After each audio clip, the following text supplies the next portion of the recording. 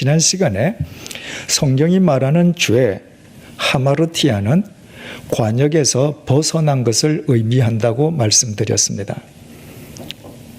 궁수의 시위를 떠난 화살이 관역판을 벗어났다면 잘못은 화살이나 관역판 자체에 있는 것이 아니라 애당초 관역판을 그릇 겨냥한 잘못된 조준에 있다고 했습니다.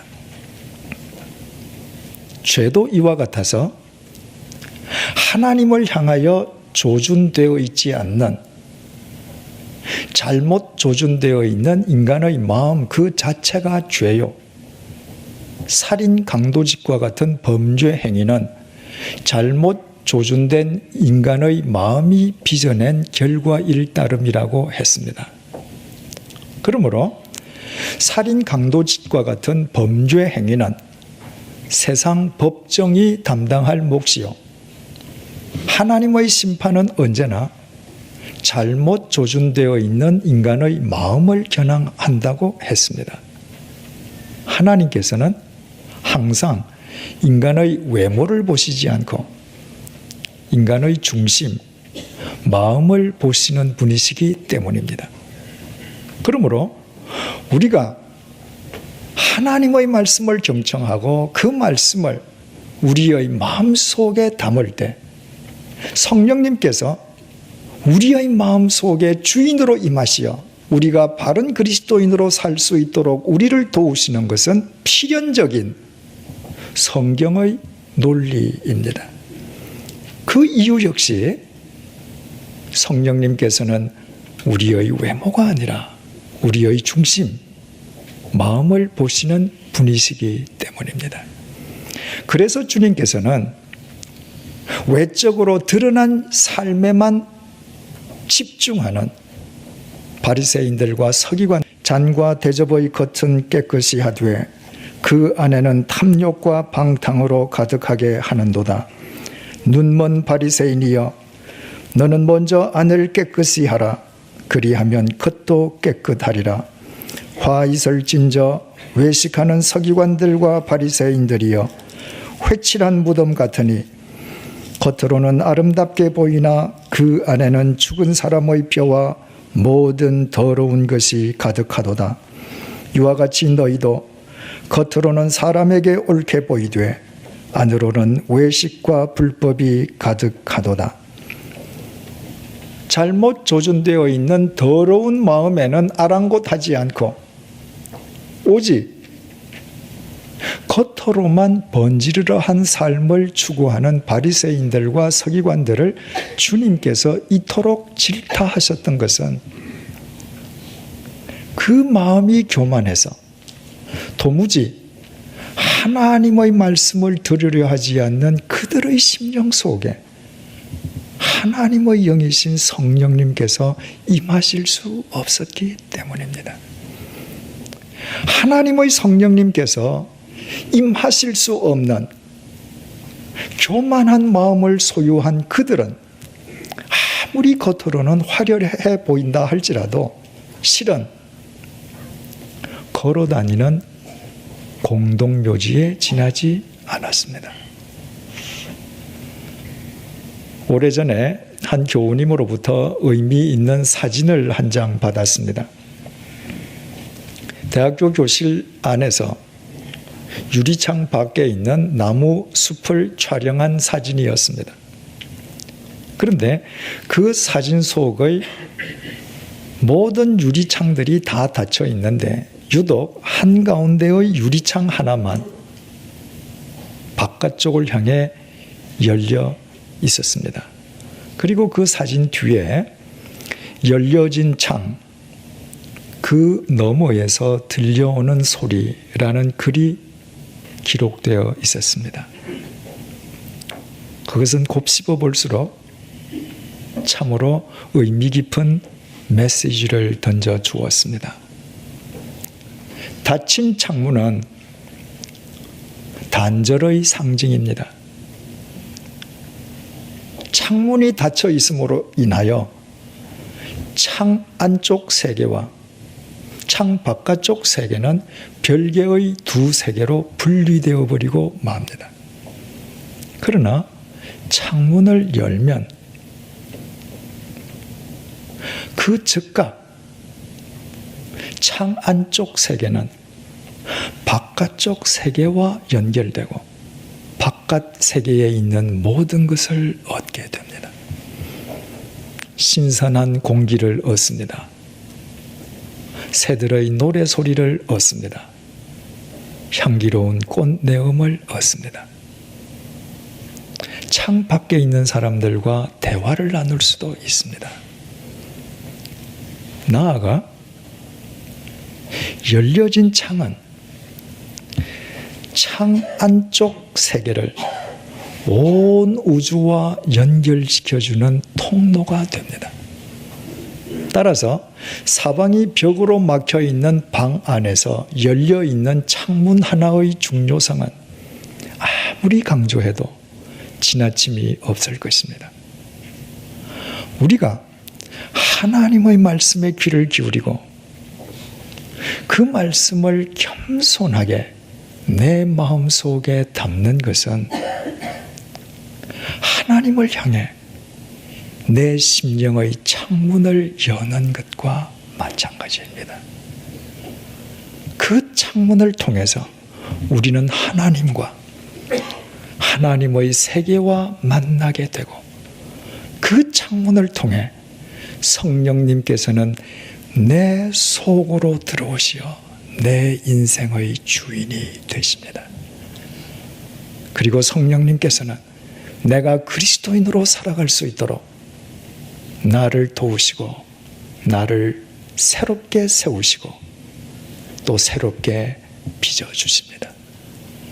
그 심령의 창이야말로 예수 그리스도를 배우고 쫓고 본받는 창입니다.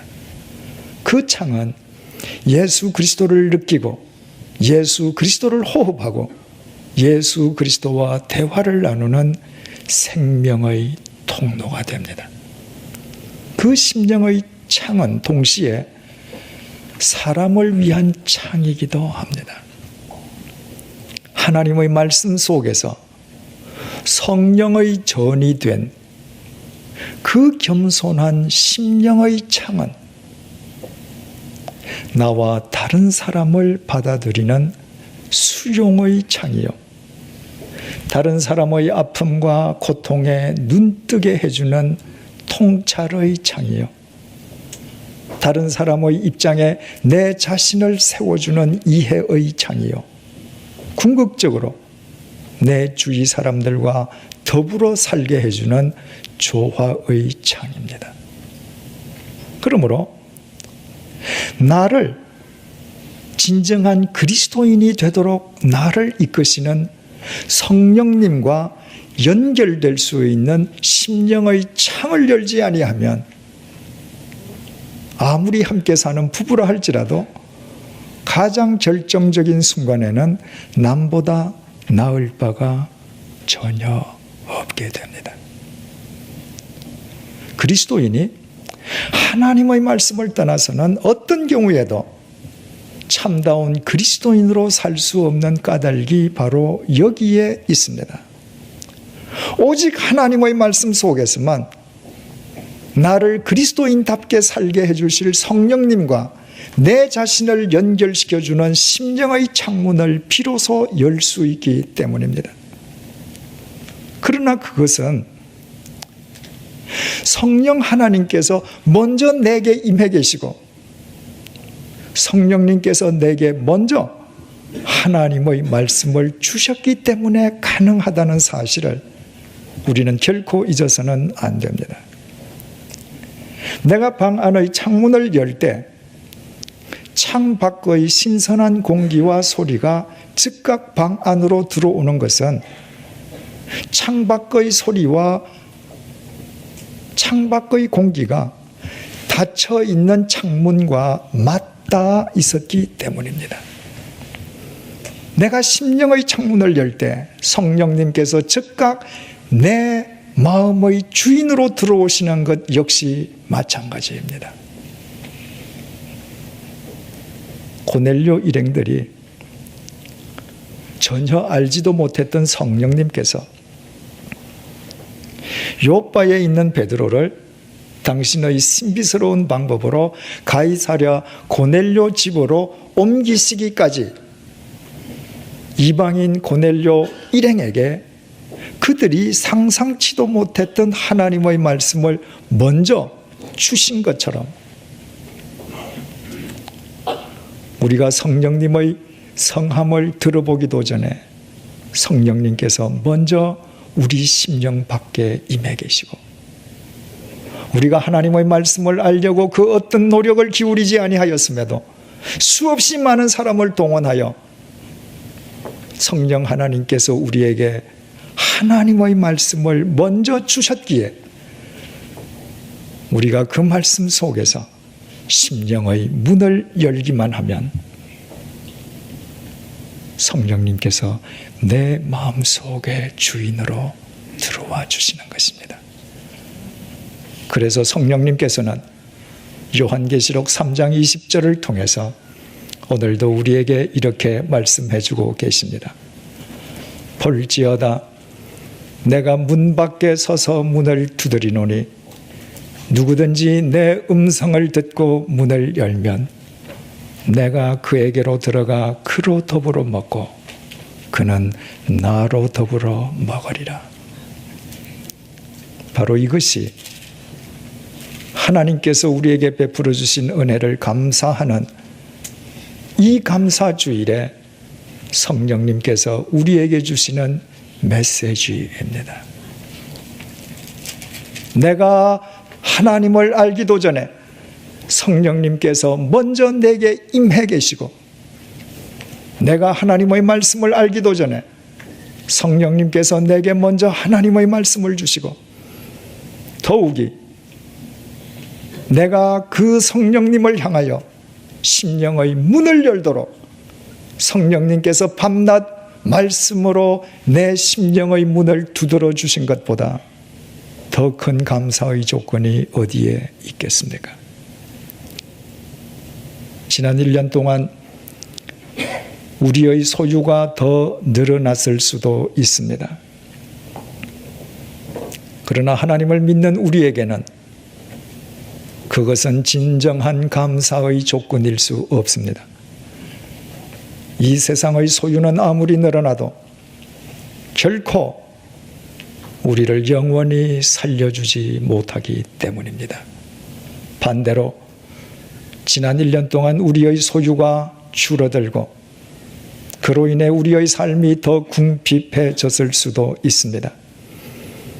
그러나 하나님을 믿는 우리에게는 그것 역시 불행의 조건일 수 없습니다. 세상의 궁핍함이 우리를 절대로 영원히 죽이지 못하기 때문입니다. 오히려 세상의 궁핍함으로 인해 내가 그동안 하나님의 말씀을 외면했던 교만함을 버리고 겸손한 낮고 낮은 마음으로 하나님의 말씀에 귀를 기울이고 그 말씀을 내 마음 속에 담아 내 심령 앞에 와 계시는 성령님을 향해 내 심령의 문을 열게 되었다면 그것이야말로 크나큰 감사의 조건이 아닐 수가 없습니다.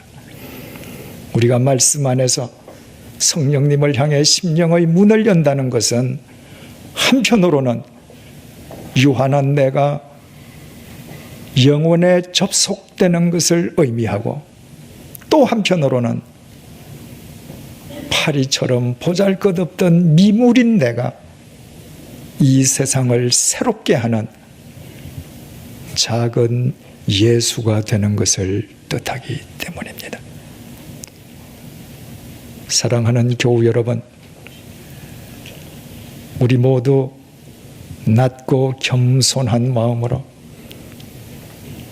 우리에게 주신 하나님의 말씀을 경청하고 그 말씀을 우리의 심령에 담아 우리 앞에 임해 계신 성령님을 향해 우리 심령의 문을 활짝 여십시다.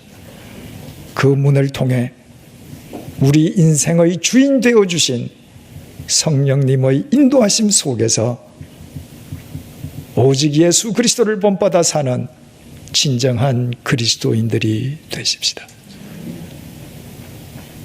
그것이야말로 감사주일을 맞이해서 우리가 하나님에게 드릴 수 있는 가장 아름다운 감사의 예물이 될 것입니다.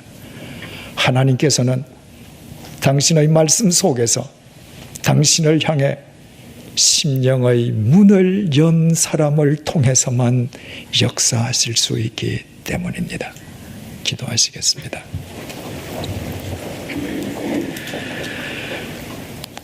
하나님 아버지, 지난 1년 동안에도 우리 인생에는 폭풍이 있었습니다. 피하고 싶었던 한파가 있었습니다. 견디기 힘든 아픔도 있었고 고통도 있었습니다. 그럼에도 오늘 또다시 새 날을 맞게 해 주셔서 감사합니다. 오늘도 그리스도인으로 호흡하게 해 주셔서 감사합니다. 그리고 감사주일을 맞아 하나님께 감사의 예배를 드릴 수 있는 은총을 베풀어 주셔서 감사합니다. 무엇보다도 죽을 수밖에 없는 더러운 죄인인 나에게 하나님의 말씀을 먼저 주시고 하나님의 영이신 성령님께서 내게 먼저 임하시어 내 심령의 창을 말씀으로 밤낮 두드려 주심을 감사합니다. 이제 고넬료 일행처럼 낮고 겸손한 마음으로 하나님의 말씀을 듣고 마음에 담아 성령님을 향해 내 심령의 창을 활짝 열기를 원합니다. 그 창을 통해 성령님께서 내 마음 속에 들어오시어 내 인생의 주인이 되어 주옵소서. 성령님께서 말씀 안에서 나로 하여금 예수 그리스도를 닮아가게 하여 주옵소서. 성령님께서 말씀 안에서 나의 영성이 날로 더욱 깊어지게 하여 주옵소서. 그리하여 나의 코끝에 호흡이 있는 동안 나로 인해 내 주위 사람들이 행복을 누리게 하여 주옵소서. 언제 어느 곳 어떤 상황 속에서도 이 어두운 세상을 밝히는 성령님의 도구로 살아가는 기쁨을 누리게 하여 주옵소서. 세상의 것으로 인해 일희일비하는 어리석음을 탈피하여 하박국 선지자의 고백을 자신의 고백으로 삼은 우리 모두의 삶이 하나님께 올려드리는 가장 아름다운 감사의 예물이 되게 하여 주옵소서. 비록 무화과 나무가 무성하지 못하며 포도나무에 열매가 없으며 감람나무에 소출이 없으며 밭에 먹을 것이 없으며 우리의 양이 없으며 외양간에 소가 없을지라도 나는 여호와로 말미암아 즐거워하며 나의 구원의 하나님으로 말미암아 기뻐하리로다.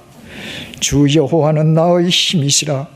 나의 발을 사슴과 같게 하사 나를 높은 곳으로 다니게 하시리로다. 예수님의 이름으로 기도드립니다. 아멘.